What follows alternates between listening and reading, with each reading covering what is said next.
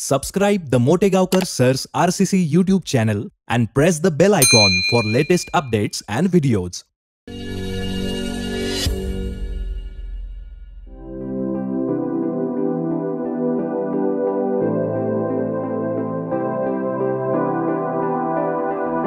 नमस्कार विद्यार्थी मित्रांनो, welcome to the world of chemistry, welcome to RCC. तर प्रीवियस क्लासमध्ये आपलं डिस्कशन होतं मेटल कार्बोनिल्स. ऑर्गॅनोमेटॅलिक कंपाऊंड्स म्हणजे काय पाहिलं होतं, असा कंपाऊंड ज्या कंपाऊंड मध्ये मेटल किंवा मेटलॉइडचा डायरेक्ट बॉन्ड तयार झालेला असतो कार्बन बरोबर. कोणता बॉन्ड? कोव्हॅलंट और कोऑर्डिनेट. आयोनिक जमत नाही, कोव्हॅलंट किंवा कोऑर्डिनेट बॉन्ड तयार झाला पाहिजे मेटल आणि कार्बन मध्ये, त्याला म्हणतात ऑर्गॅनोमेटॅलिक कंपाऊंड. ज्या अर्थी हा पॉइंट आपण स्टडी केला होता त्याचं कारण होतं metal carbonyls. All metal carbonyls are examples of organometallic compounds. What is metal carbonyl? असा कोऑर्डिनेशन कंपाऊंड ज्याच्यामध्ये कमीत कमी एक CO लिगॅंड असावा. कमीत कमी एक CO लिगॅंड असणारा कोऑर्डिनेशन कंपाऊंड म्हणजे मेटल कार्बोनिल. त्याचं क्लासिफिकेशन पाहिलं, होमोलिप्टिक, हेटेरोलिप्टिक. सगळे लिगॅंड CO आहेत होमोलिप्टिक, सगळे लिगॅंड CO नाही आहेत हेटेरोलिप्टिक.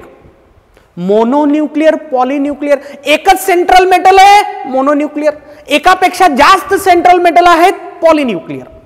ठीक आहे ना. त्यानंतर सांगितलं होतं all metal carbonyls strictly obeys EN rule. म्हणजे मेटल कार्बोनिलच्या ENचा क्वेश्चन आला, no need to waste your time, directly तुला EN रूल ओबे झालाय असं तिथं कन्सिडर करायचंय. मग EN कसा काढायचा? अरे काही विशेष नाही, त्या सेंट्रल मेटलचा पुढचा आणि जवळचा नोबल गॅस त्याचा ॲटॉमिक नंबर तुझं ENचा आन्सर असेल. आता ते किती येतं सांगितलं तुम्हाला मी, 18, 36, 54 और 86 याच्यापैकी काहीतरी तुझं उत्तर असतं. ठीक आहे ना. स्ट्रक्चर वगैरे तुम्हाला काढून टाकलं होतं मी, Mn2CO10 असेल, Fe2CO9 असेल किंवा Fe3CO12 असेल. स्ट्रक्चर वरून ते EN काढले जातात. पण मी सांगितलं होतं स्ट्रक्चर कॉम्प्लिकेटेड आहेत रे, तुला लक्षात ठेवण्याची पण गरज नाही. No need to remember the structure. तू एवढं लक्षात ठेव, कुठल्याही मेटल कार्बोनिल मध्ये 100% EN रूल ओबे होत असतो. टाइम तुझा सेव्ह होऊन जाईल. ठीक आहे ना. चला, आज आपलं डिस्कशन असणार आहे bonding in metal carbonyls. Metal carbonyls मध्ये होणारी जी बॉन्डिंग असते ती खूप स्पेशल बॉन्डिंग असते, ज्याला म्हणतात सिनर्जिक बॉन्डिंग. बघा मी थोडंसं बोर्डवर लिहिलंय, एवढं पाहूयात आपण, नंतर मी इथला लिहिलेला प्रत्येक सेंटेन्स डिटेलमध्ये सांगणार आहे. ठीक आहे. बघा, a special type of bonding is present in metal carbonyls called synergic bonding. Metal carbonyls मध्ये जी बॉन्डिंग असते त्या बॉन्डिंगला एक नाव देण्यात आलेलं आहे, name is synergic bonding. It is type of back bonding. Back bonding आपण 11th क्लास मध्ये पाहिलं होतं. बॅक बॉन्ड, एक बॉन्ड तयार झाल्यानंतर जर दुसरा बॉन्ड तयार झाला दोन ॲटम्स मध्ये त्याला म्हणतात बॅक बॉन्ड. तर हा बॅक बॉन्डचा एक टाइप आहे. It is type of back bonding, synergic bonding. पाहूयात आता सिनर्जिक बॉन्डिंग काय असते. तर बघा, सेंट्रल मेटल M आणि लिगॅंड CO या दोघांमध्ये सिग्मा ॲज वेल एज पाय दोन बॉन्ड तयार होतात. हा सेंट्रल मेटल M कन्सिडर करा, हा CO लिगॅंड कन्सिडर करा. सिग्मा आणि पाय दोन्ही बॉन्ड तयार होतात, दोन्ही कोऑर्डिनेट बॉन्ड असतात. डायरेक्शन बघा, सिग्मा बॉन्ड कसा तयार होतो, CO पासून M कडे. म्हणजे CO लोन पेअर डोनेट करतो M ला, सिग्मा बॉन्ड तयार होतो. मेटल देखील CO ला इलेक्ट्रॉन पेअर ट्रान्सफर करतो, तिथून पाय बॉन्ड तयार होतो. हा सिग्मा बॉन्ड तयार होत असताना ऑर्बिटलचे ओव्हरलॅप ॲक्झियल होतात आणि हा पाय बॉन्ड तयार होत असताना ऑर्बिटलचे ओव्हरलॅप कसे होतील रे, लॅटरल किंवा साइडवाईज. लॅटरल किंवा साइडवाईज. आता पाहूयात आपण सिग्मा आणि पाय बॉन्ड. म्हणजे थोडक्यात मेटल कार्बोनिल्स मध्ये डबल बॉन्ड असतो. मेटल कार्बोनिल्स मध्ये डबल बॉन्ड कॅरेक्टर असतं. मेटल आणि CO मध्ये सिंगल बॉन्ड नसतो, डबल बॉन्ड असतो. झालं ना स्पेशल. आतापर्यंत आपण जेवढे कोऑर्डिनेशन कंपाऊंड्स कन्सिडर केलेत त्या सगळ्यांमध्ये मेटल आणि लिगॅंड मध्ये सिंगल बॉन्डच पाहिलेत. मी मेटल आणि लिगॅंड मध्ये म्हणतोय, लिगॅंड मध्ये स्वतःचे डबल बॉन्ड असू शकतील, नो प्रॉब्लेम, पण मेटल आणि लिगॅंड मध्ये सिंगल बॉन्ड असणारेच एक्झाम्पल आतापर्यंत आपण टॉपिक मध्ये स्टडी केले होते. स्पेशल आहे कारण इथं मेटल आणि लिगॅंड मध्ये सिंगल बॉन्ड नाहीये, डबल बॉन्ड आहे. सिग्मा ॲज वेल ॲज पाय. आणि त्याचे डायरेक्शन खूप महत्वाचे. बघा, सिग्मा CO to M असतो आणि पाय M to CO असतो. पाहूयात आता ते तयार कसं नेमकं होतं. सिग्मा बॉन्ड पाय बॉन्ड नेमके तयार कसे झाले. बघा, sigma bond is formed due to transfer of electron pair. Sigma bond तयार कसा होतो? Electron pair transfer, lone pair transfer from filled sigma two P Z molecular orbital. Sigma two P Z molecular orbital, ज्याला HOMO म्हणू शकतो आपण. HOMO म्हणजे काय असतं रे बाबा? Highest occupied molecular orbital. तुम्हाला मी लास्ट इयर एमओटी मध्ये सांगितलं होतं, हायेस्ट ऑक्युपाइड मॉलिक्युलर ऑर्बिटल. सीओचा होमो असतो सिग्मा टू पी झेड. तिथली electron pair vacant orbital of central metal मध्ये ट्रान्सफर केली जाते. सीओच्या होमोची लोन पेअर सेंट्रल मेटलच्या व्हॅकंट ऑर्बिटल मध्ये ट्रान्सफर झाली. सीओची लोन पेअर होमो मधली सिग्मा टू पी झेड त्याचा होमो असतो. मी सांगणार आहे परत एकदा होमो काय असतं, लुमो काय असतं, सध्याला फक्त ऐका, ठीक आहे ना. सीओचा जो होमो आहे त्याची लोन पेअर सेंट्रल मेटलच्या व्हॅकंट ऑर्बिटल मध्ये ट्रान्सफर केली जाते आणि अशा पद्धतीत सिग्मा बॉन्ड तयार होतो. याला सिग्मा का म्हणत असतील? कारण सीओचा ऑर्बिटल आणि सेंट्रल मेटल एमचा ऑर्बिटल त्यांचा ओव्हरलॅप ॲक्झियल होतो. ॲक्झियल हेड टू हेड ओव्हरलॅप होतो, म्हणून तयार झालेला बॉन्ड कोणता असतो? सिग्मा बॉन्ड असतो. ठीक आहे ना. पाय बॉन्ड कसा तयार झाला? पाय बॉन्डचं डायरेक्शन बघा, central metal M to CO, direction बघा. आता हा कसा तयार झाला? Central metal in metal carbonyls are electron rich. Metal carbonyls मध्ये ज्या ऑक्सिडेशन स्टेट असतात ना, त्या सेंट्रल मेटलच्या मॅक्झिमम टाइम 0 असतात. मॅक्झिमम टाइम 0 असतात. कधी कधी तर निगेटिव्ह पण असतात. पाहिलं आपण example, VCO6 minus, VCO6 minus व्हॅनेडियमची स्टेट निगेटिव्ह येते. फार तर फार पॉझिटिव्ह ऑक्सिडेशन स्टेट +1 असते. बघा मेटल कार्बोनिल्स मध्ये मेटलची ऑक्सिडेशन स्टेट एकतर -1 असते, 0 असते किंवा +1 असते. ऑक्सिडेशन स्टेट लो आहे याचा अर्थ central metal is electron rich. In metal carbonyls central metal is electron rich. Central metal electron rich असल्यामुळे होतं काय बघा आता, सेंट्रल मेटलच्या फील्ड डी ऑर्बिटल मधून पाय बॉन्ड कसा तयार होतो ते सांगतोय मी. सेंट्रल मेटलच्या फील्ड डी ऑर्बिटल मधून vacant orbital, vacant molecular orbital कोणाचे? सीओ मध्ये, तिथं इलेक्ट्रॉन पेअर ट्रान्सफर केली जाते. आता सीओचे लुमो वापरले जातात. होमो सिग्मा बॉन्डिंग मध्ये आले होते सीओचे, आता लुमो येतात. हे लुमो, लुमो काय असतं रे बाबा? LUMO lowest unoccupied molecular orbital. Lowest unoccupied molecular orbital. Lowest in the sense of energy. वाट मी परत सांगणार आहे होमो लुमो काय लिहिलंय मी ते परत एकदा सांगतोय, ठीक आहे ना.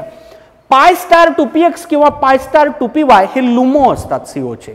तर त्या लुमो मध्ये इलेक्ट्रॉन पेअर ट्रान्सफर करतो सेंट्रल मेटल. ठीक आहे ना. बघा ना डायरेक्शन बघा, M टू CO बघा, एरोचं डायरेक्शन बघा, M पासून CO कडे काढलंय. म्हणजे हा पाय बॉन्ड M न इलेक्ट्रॉन दिले सीओच्या व्हॅकंट ऑर्बिटल मध्ये. सिग्मा बॉन्ड डायरेक्शन बघा, M कडे जायलं म्हणजे CO न इलेक्ट्रॉन पेअर दिली M ला.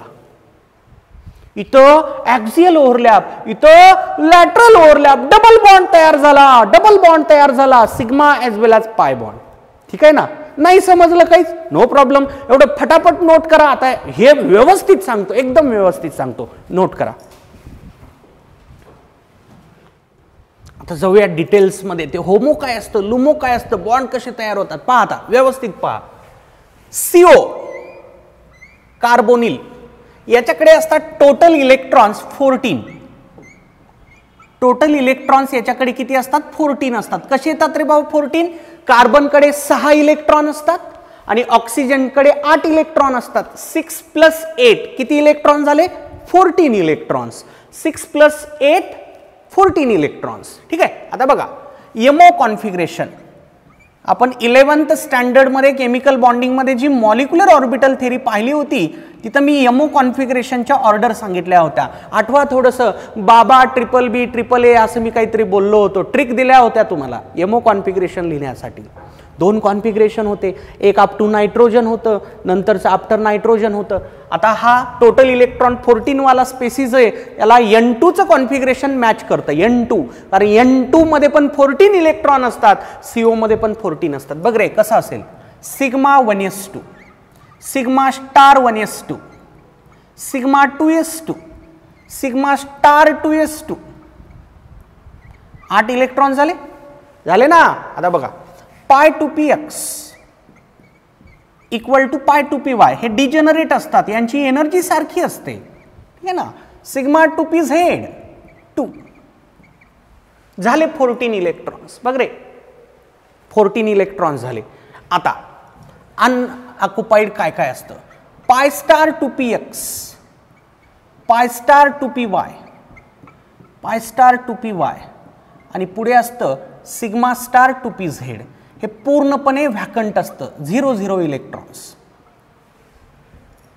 So this is MO configuration for CO. आता होमो कसा काढायचा असतो बघा. होमो होमो म्हणजे highest occupied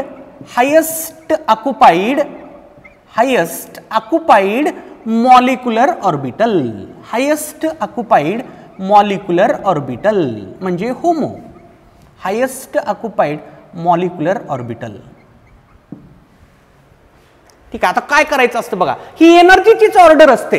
left to right energy वाढत चालली. मला सांगा असा कोणता मॉलिक्युलर ऑर्बिटल आहे ज्याच्यामध्ये इलेक्ट्रॉन्स दिसत आहेत आणि ज्याची एनर्जी हायेस्ट आहे.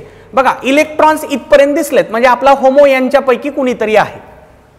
एनर्जी वाढत चालली. एनर्जी मध्ये हायेस्ट आणि इलेक्ट्रॉन असणारा हा असणार आहे तुझा होमो. बघ ना इलेक्ट्रॉन गेलेत नाही इथं इलेक्ट्रॉनच नाहीत. होमोचा फुल फॉर्म काय highest occupied molecular orbital. Energy मध्ये हायेस्ट आहे आणि इलेक्ट्रॉन्स असणार आहे म्हणून याला काय म्हणायचं होमो. हा झाला तुझा homo.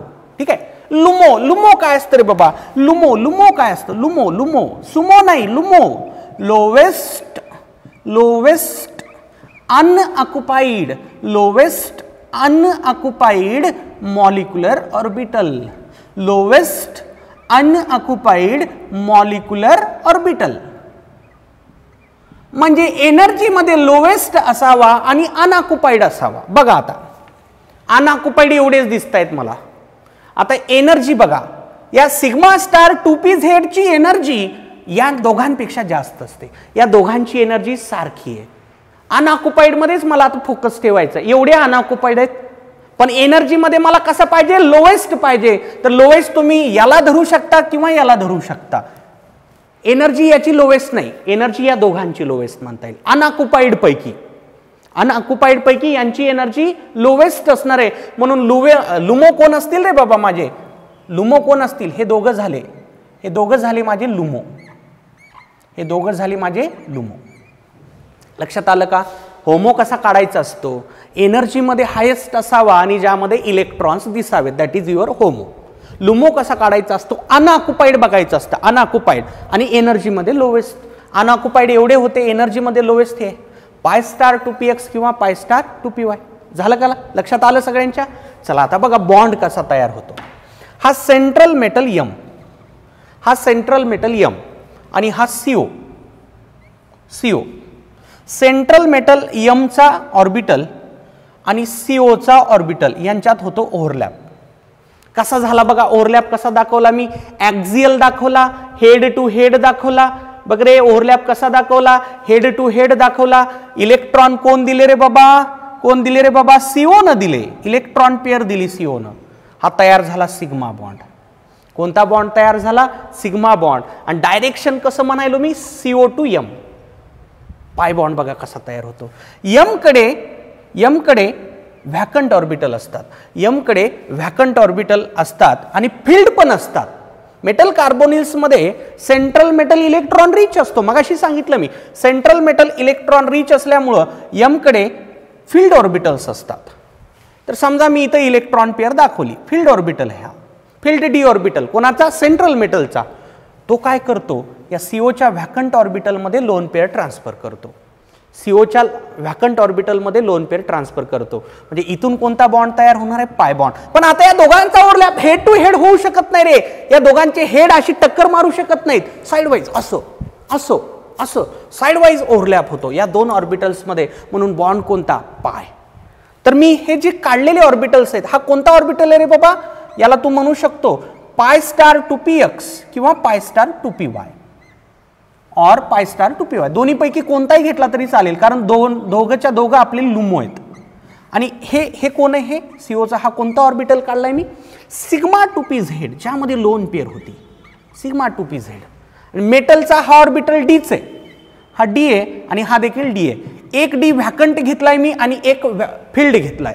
Vacant D lone pair accept करण्यासाठी आणि field D loan pair transfer करण्यासाठी. किती वेगळं व्हायलं, अरे किती वेगळं व्हायलं. आतापर्यंत बघत होतो आपण सेंट्रल मेटल फक्त लोन पेअर ऍक्सेप्ट करतो, लोन पेअर ऍक्सेप्ट करतो, इलेक्ट्रॉन पेअर ऍक्सेप्ट करतो लिगॅंड कडून.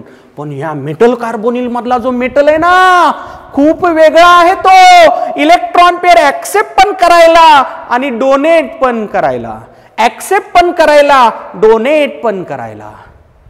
आता एखाद्याच्या मनात येईल, सर या सेंट्रल मेटल यमनं 2 इलेक्ट्रॉन घेतले, या सेंट्रल मेटल यमनं 2 इलेक्ट्रॉन दिले, म्हणजे 2 इलेक्ट्रॉन घेतले 2 न वाढले, 2 इलेक्ट्रॉन दिले 2 न कमी झाले. मग सर काही झालं नाही की हो, 0 इलेक्ट्रॉन की हो, यानं 2 इलेक्ट्रॉन घेतले तर 2 इलेक्ट्रॉन दिले, बॉन्डच तयार नाही व्हायला पाहिजे. अरे थिंकिंग चुकतेय. कशी चुकतेय बघा.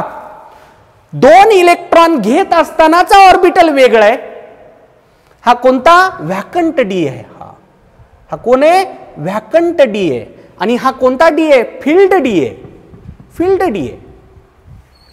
लोन पेअर घेत असताना व्हॅकंट डी ऑर्बिटल मध्ये घेतोय, लोन पेअर देत असताना फिल्ड डी ऑर्बिटल मधून देतोय. जर समजा दोन्ही जे बॉन्ड तयार होत आहेत ते जर सेम ऑर्बिटल मधून तयार झाले असते तर मी म्हणलं असतं 2 घेतले 2 दिले काहीच झालं नाही. इथं पण काहीतरी होणारच आहे. का? ऑर्बिटल्स वेगळे आहेत. घेताना व्हॅकंट डी ऑर्बिटल मध्ये इलेक्ट्रॉन पेअर यायला, देताना फील्ड मध्ये, देताना फील्ड मधून द्यायला.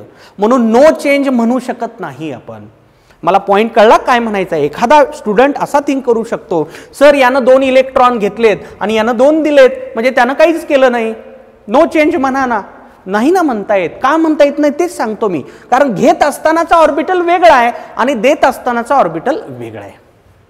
ठीक आहे ना. घेत असतानाचा ऑर्बिटल व्हॅकंट डी ऑर्बिटल आहे आणि देत असताना इलेक्ट्रॉन्स देत असताना फिल्ड डी ऑर्बिटल मधून तो इलेक्ट्रॉन द्यायला. म्हणून नो चेंज तुम्ही म्हणू शकत नाहीत. So ultimate result is there is double bond formation. There is double bond formation in between central metal and CO. Sigma bond पण असतो, पाय बॉन्ड पण असतो. ठीक आहे का? लक्षात आलं का? आता मला सांगा याला सिनर्जिक का म्हणतात? हे नाव का बरं आलं? सिनर्जिक का बरं आलं? सिनर्जिक असा वर्ड का आला? What this word indicate? Synergic. ठीक आहे. तुम्ही पाहिलं असेल सिनर्जी असं इन्स्टिट्यूटचे पण नावं असतात. सिनर्जी हे खूप फेमस नाव आहे. एखाद्या इन्स्टिट्यूटला दिलेलं हे फेमस नाव आहे सिनर्जी. सिनर्जीचा सिनर्जी वर्डचा ऍक्च्युअल मिनिंग पहा काय असतो. वर्ड मिनिंग, डिक्शनरी मिनिंग सांगायलो तुम्हाला मी सिनर्जिक शब्दाचा. Working together, working together, working together for same goal, working together for same गोल. एकाच गोलसाठी सोबत काम करणे. एकच उद्देश आहे आणि एका उद्देशासाठी दोघं काम करायले. जसं आपल्यामधली अटॅचमेंट पण सिनर्जिक आहे.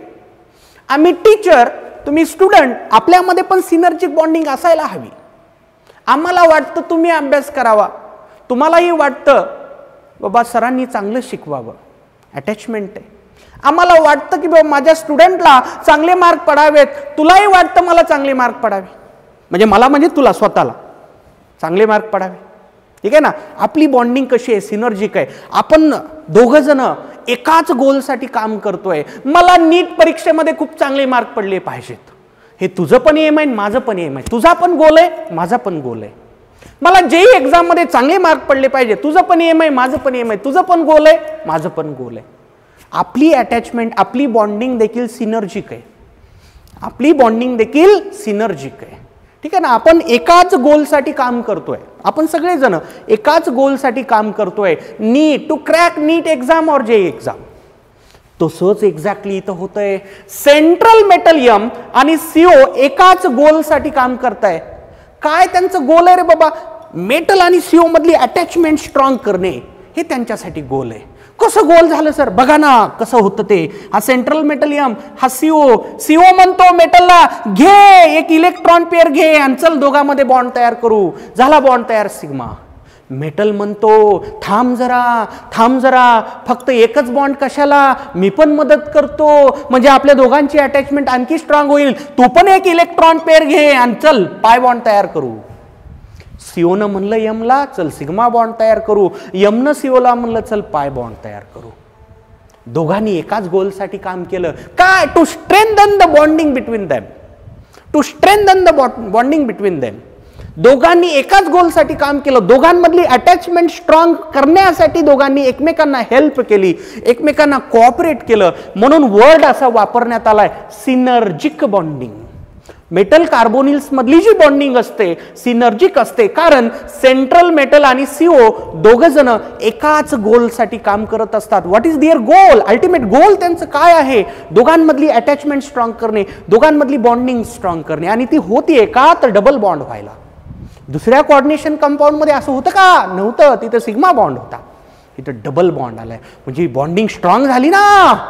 Compare to other coordination compounds metal carbonyl मधली बॉन्डिंग ही खूप स्ट्रॉंग असते, खूप स्ट्रॉंग असते. ठीक आहे ना? लक्षात आलं सगळ्यांच्या? फटाफट नोट करा एवढं, मग मी काही महत्वाच्या गोष्टी रिगार्डिंग दिस बॉन्डिंग सांगणार आहे. नाव regarding metal carbonyls and their bonding काही महत्वाच्या नोट बघा. पहिली note, the ligands which possess tendency to accept electron pair from central metal called pi acidic ligands.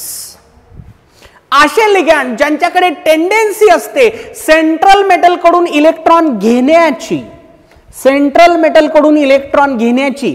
Central मेटलला electron तर सगळेच लिगॅंड देतात रे, लिगॅंड त्यामुळे तर म्हणतो ना आपण, ठीक आहे ना. सेंट्रल मेटलला इलेक्ट्रॉन देण्याची टेंडेन्सी तर सगळ्यांची असते, नो प्रॉब्लेम, ठीक आहे ना. पण हे असे काही लिगॅंड्स आहेत जे सेंट्रल मेटलला इलेक्ट्रॉन देतात, नो प्रॉब्लेम, हे देखील देतील, पण घेतात पण, देतात पण आणि घेतात पण, देतात पण आणि घेतात पण. असा जर लिगॅंड असेल त्याला म्हणतात पाय ऍसिडिक लिगॅंड. का बरं म्हणत असतील ऍसिडिक? का म्हणत असतील? घेतायत ना electron. Lone pair acceptors are called acids, Lewis acids. Lone pair accept करणाऱ्याला काय म्हणतात रे बाबा? Lewis acid. आणि पाय का बरं म्हणतायत? पाय बॉन्डिंग थ्रू घेतायत म्हणून. पाय बॉन्डिंग मधून लोन पेअर एक्सेप्टन्स करणारे लिगॅंड म्हणजे पाय ऍसिडिक लिगॅंड. जे लिगॅंड सेंट्रल मेटल कडून pi bonding through electron pair accept करतात they are called pi acidic ligand. याचा अर्थ कुणीच असा काढायचा नाही की ते लोन पेअर देतच नाहीत. मी काय म्हणालो, लोन पेअर देणं हे तर लिगॅंडचं पहिलं प्रायमरी वर्क आहे, ठीक आहे ना. आता बघा हे एक्झाम्पल्स आहेत, हे सगळे लिगॅंड लोन पेअर देणार आहेत सेंट्रल मेटलला, लोन पेअर देतील पण लोन पेअर घेतील पण, डबल वर्क. दुसरे लिगॅंड आता समजा अमाइन, याचं काम काय? फक्त लोन पेअर देणे, संपलं, लोन पेअर देणे. सीओचं, सीएन मायनसचं, एनओचं आणि एनओ प्लसचं काम काय? लोन पेअर देणे पण, आणि सेंट्रल मेटलनं त्यांना म्हणलं घे बाबा इलेक्ट्रॉन पेअर, घेणे पण. देणे आणि घेणे दोन्ही काम असणारे लिगॅंड म्हणजे pi acidic ligand. Lone pair देणारे फक्त, यांना काय म्हणतात? Sigma basic ligand. अमोनियाला काय म्हणायचं रे बाबा? Sigma basic ligand. Sigma bonding through electron pair दिली जाते म्हणून हे sigma basic ligand. Sigma basic ligand हे पाय acidic ligand. Sigma bond through lone pair देणारे लिगॅंड सिग्मा बेसिक लिगॅंड. बाकी सगळे ॲक्वा, अमाइन, सगळे बाकी प्रत्येक हॅलोजन वगैरे ते सगळे सिग्मा बेसिक लिगॅंड आहेत. पण हे असे लिगॅंड आहेत जे पाय ऍसिडिक म्हणले जातात, कारण ते लोन पेअर घेतायत सेंट्रल मेटल कडून, ठीक आहे ना. फक्त लोन पेअर देण्याचं काम नाही, डबल काम असणारे लिगॅंड, लोन पेअर देणे आणि घेणे दोन्ही करणारे लिगॅंड पाय ऍसिडिक लिगॅंड. फक्त लोन पेअर घेणारे सिग्मा बेसिक लिगॅंड. आता बघा, आठवा थोडंसं, मी सुरुवातीला सांगितलं होतं central metal is Lewis acid, central metal is Lewis acid and ligand is Lewis base. आठवते सगळ्यांना? काय म्हणलं होतं आपण? सेंट्रल मेटल एम काय होता? लेविस ऍसिड होता, आणि लिगॅंड काय होता रे बाबा? लेविस बेस होता. आठवते ना? का तर central metal lone pair acceptor असतो आणि लिगॅंड हा लोन पेअर डोनर असतो, म्हणून हे नावं पडलेले. पण यांच्या बाबतीत थोडंसं वेगळं होतं, कारण हे असे लिगँड आहेत जे लोन पेअर देतायत पण आणि घेतायत पण. म्हणून यांना तुम्ही लेविस ॲसिड म्हणणार का लेविस बेस म्हणणार? दोन्ही म्हणावं लागेल. हे लिगँड्स लेविस ॲसिड पण म्हणा लेविस बेस पण म्हणा, नो प्रॉब्लेम. हे मोजके लिगँड्स आहेत. They act as both Lewis acid as well as Lewis base.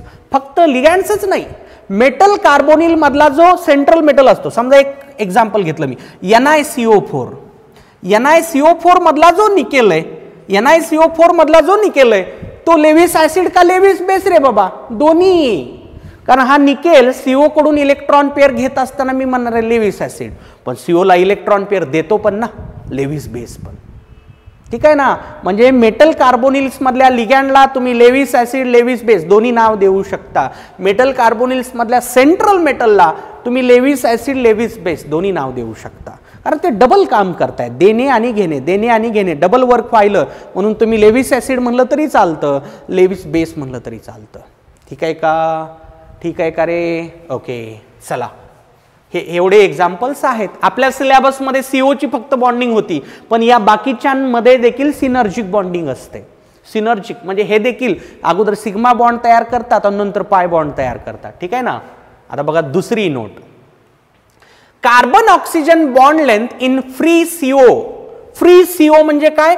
Non bonded CO, म्हणजे असा CO जो आणखी सेंट्रल मेटलकडे अप्रोच झालेला नाही, असा CO ज्यानं सेंट्रल मेटल बरोबर आणखी बॉन्ड तयार केलेला नाही, त्याला म्हणायचं free CO, non bonded CO. Carbon monoxide, साध्या भाषेत कार्बन मोनॉक्साईड. CO ला कार्बोनिल कधी म्हणतात? त्यानं लिगँड असलं पाहिजे. मी म्हणायलो free CO, non bonded CO. म्हणजे कार्बन मोनॉक्साईड मध्ये बॉन्ड लेंथ जी असते कार्बन ऑक्सिजन ती किती असते रे बाबा? 1.128 अँगस्ट्रॉम असते. किती असते? 1.128 अँगस्ट्रॉम असते. But in metal carbonyls,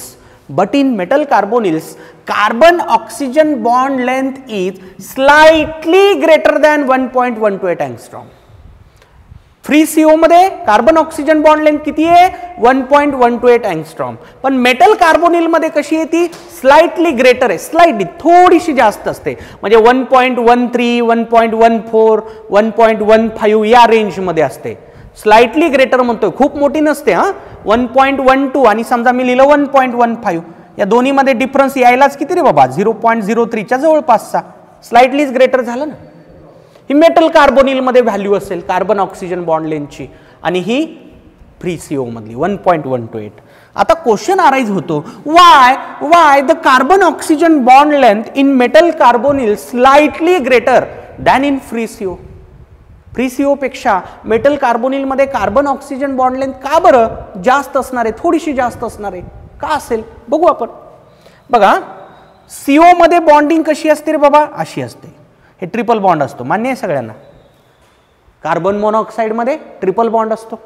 metal carbonyls मध्ये कसं व्हायलं? हे असं व्हायलं ना,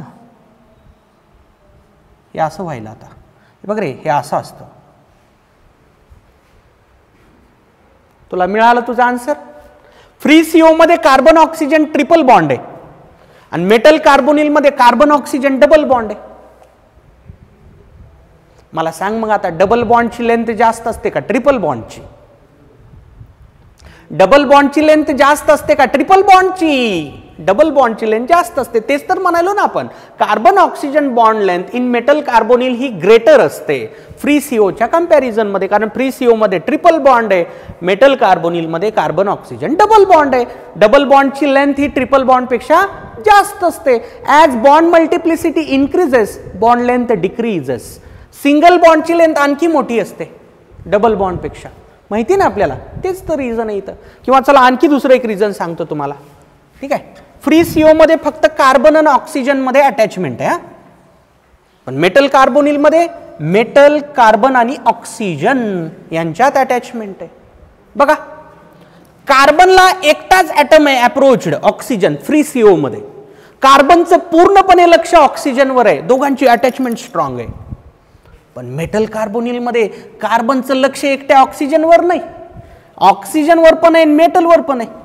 म्हणजे या कार्बनला ऑक्सिजन बरोबर पण अटॅच व्हायचंय, मेटल बरोबर पण अटॅच व्हायचंय. या कार्बनचं थोडं लक्ष ऑक्सिजनवर आहे आणि थोडं लक्ष मेटलवर आहे. कार्बन काय म्हणतो ऑक्सिजनला, बाबा तुला थोडं आणि मेटलला थोडं, थोडीशी अटॅचमेंट याच्याबरोबर थोडीशी याच्याबरोबर, पण इथं कार्बनचा पूर्ण फोकस ऑक्सिजनवर आहे ना, हा बॉन्ड खूप स्ट्रॉंग होणार आहे, बॉन्ड स्ट्रॉंग होणार आहे. Carbon oxygen bond in free CO is stronger, but carbon oxygen bond in metal carbonyls is comparatively weaker. का तर इथं मेटल आणि कार्बनमध्ये बॉन्ड तयार झालाय. मेटल आणि कार्बनमध्ये बॉन्डिंग झाल्यामुळं कार्बन आणि ऑक्सिजनची बॉन्डिंग वीक होते. बघा ना, सिंपल थिंक करा वाटलं तर, हा फ्री CO आहे, या कार्बनला जर इकडून कोणी मिळालं, हा कार्बन काय करेल, याच्यावरचं थोडंसं लक्ष कमी करेल, म्हणजे ही बॉन्डिंग थोडीशी वीक करून टाकेल आणि इकडे बॉन्डिंग तयार करेल. कार्बन एक्स्ट्रा बॉन्ड तयार करायला, त्यामुळे मेटल कार्बोनिल मधला कार्बन ऑक्सिजन बॉन्ड वीक असतो. मेटल कार्बोनिल मधला कार्बन ऑक्सिजन बॉन्ड वीक असतो. वीक असतो म्हणजे त्याची बॉन्ड लेंथ, बॉन्ड जेवढा वीक तेवढी बॉन्ड लेंथ जास्त, बॉन्ड जेवढा वीक तेवढी बॉन्ड लेंथ जास्त. फ्री CO मधला कार्बन ऑक्सिजन बॉन्ड स्ट्रॉंग असतो, मेटल कार्बोनिल मधला कार्बन ऑक्सिजन बॉन्ड वीक असतो. मी कार्बन ऑक्सिजन म्हणायलो, हा लक्षात घ्या. Metal carbon bond very strong bond, कारण डबल बॉन्ड आहे तिथं, ठीक आहे ना, दोन बॉन्ड डबल अटॅचमेंट तयार झाली, तो बॉन्ड स्ट्रॉंग असणार आहे. ओके, पण लक्षात ठेवा, फ्री CO मधला कार्बन ऑक्सिजन बॉन्ड स्ट्रॉंग आहे, मेटल कार्बोनिल मधला कार्बन ऑक्सिजन बॉन्ड वीक आहे. जो बॉन्ड वीक असेल त्याची बॉन्ड लेंथ जास्त असते, म्हणून मेटल कार्बोनिल मधली बॉन्ड लेंथ कार्बन ऑक्सिजन बॉन्डची कशी आहे, जास्त आहे. कशी आहे, जास्त आहे. ठीक आहे ना. ओके, चला आता आणखी एक नोट, ठीक आहे. बघा, कोऑर्डिनेशन नंबर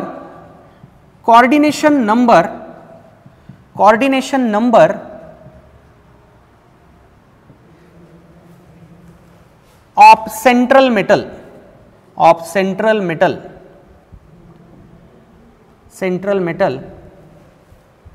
is decided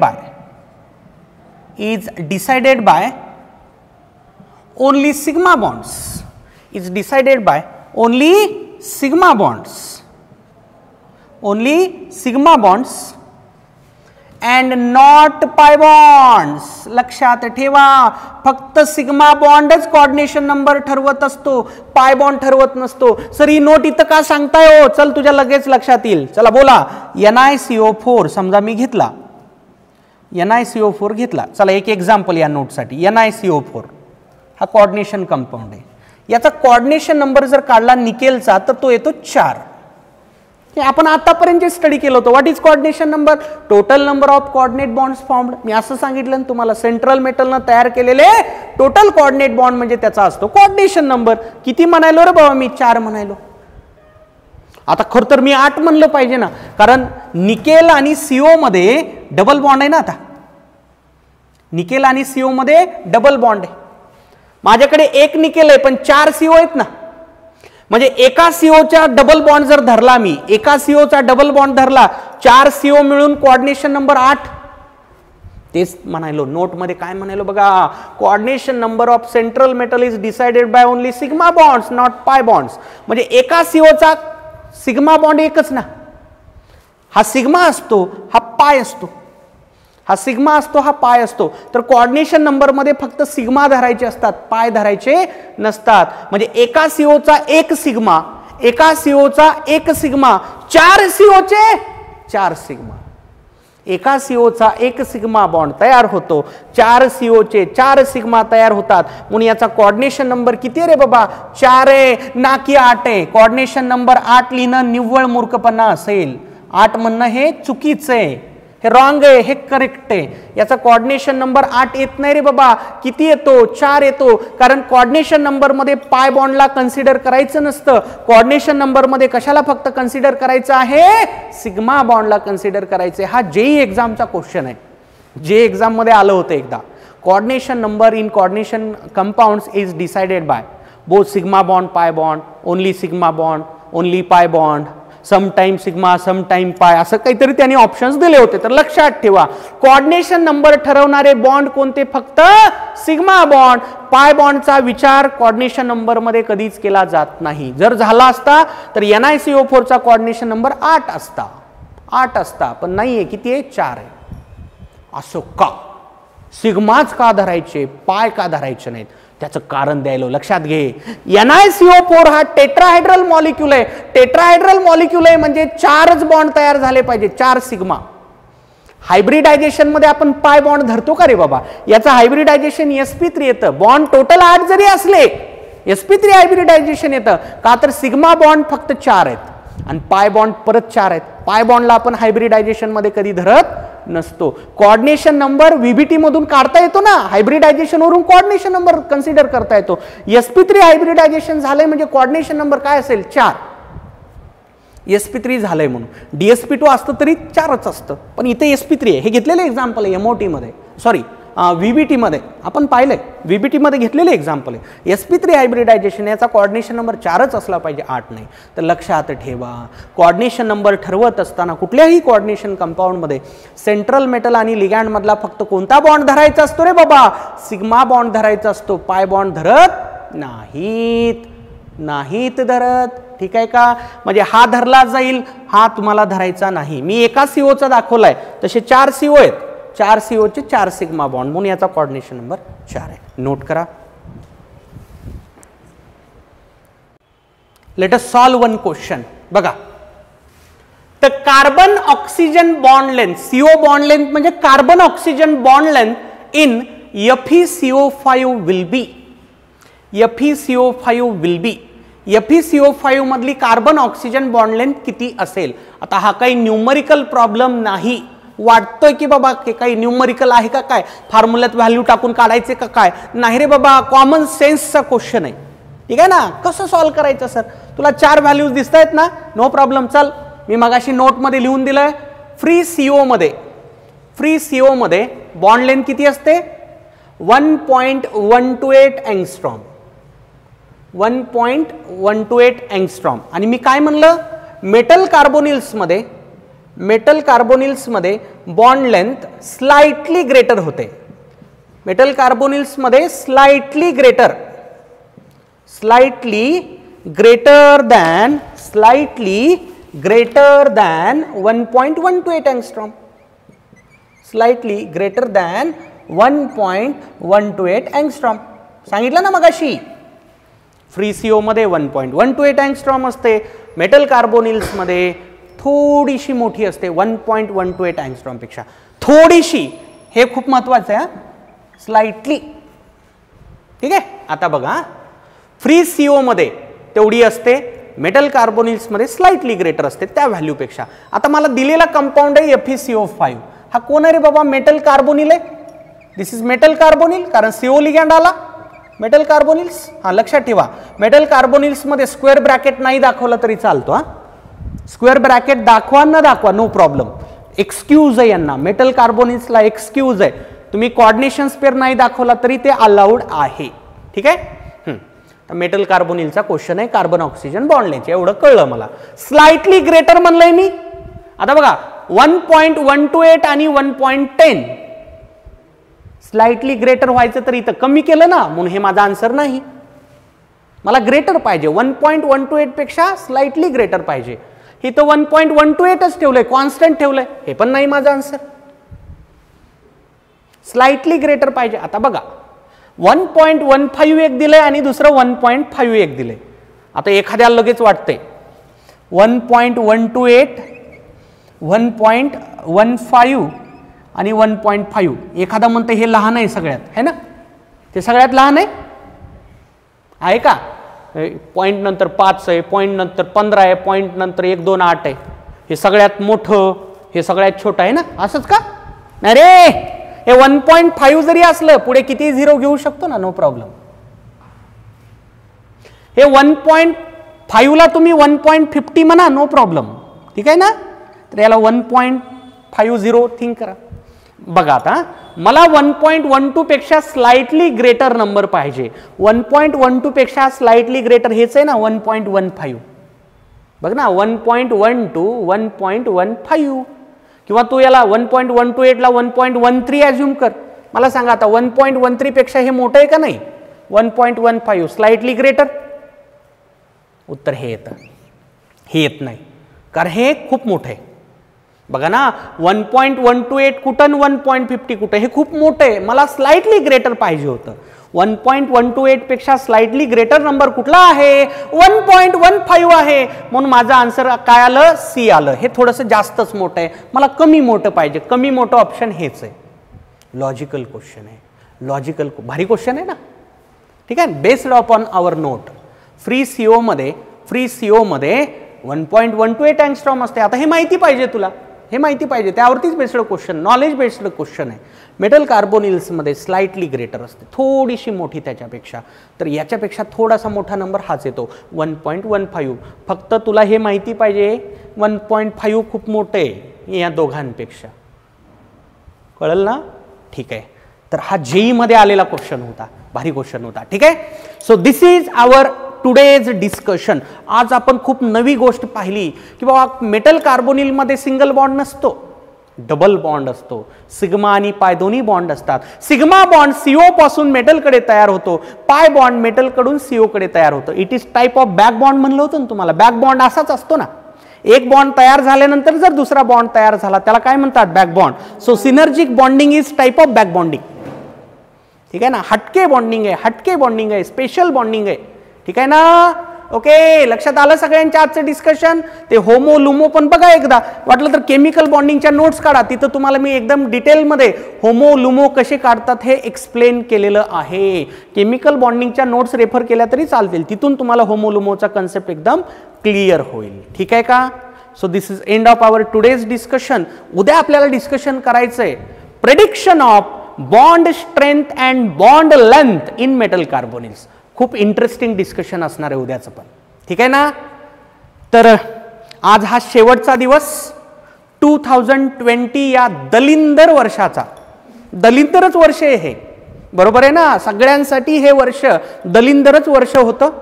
या दलिंदर वर्षाचा हा शेवटचा दलिंदर दिवस. उद्या नवीन सुरुवात करायची आहे. 2021 बघा ना, 21 किती फिगर पण चांगला आहे, शुभ आकडा मानतात 21. कोरोनाची लस वगैरे आलेली आहे, आपण आशा करू लवकरात लवकर ती सगळ्याला टोचली जाईल. कोरोनाचं संकट जगावरचं दूर होऊन जाईल, आपल्यावरचं दूर होऊन जाईल. 2021 सगळ्यांसाठी भरभराटीचं वर्ष असावं या एवढ्याच शुभेच्छा बागल परिवाराकडून, RCC पॅटर्न कडून तुम्हाला आणि तुमच्या कुटुंबाला. Happy new year all of you. Thank you. जपली उत्तम निकालाची कायम परंपरा, जपली उत्तम निकालाची कायम परंपरा. RCC म्हणजे युगानुयुगे उत्तुंग यशोधारा.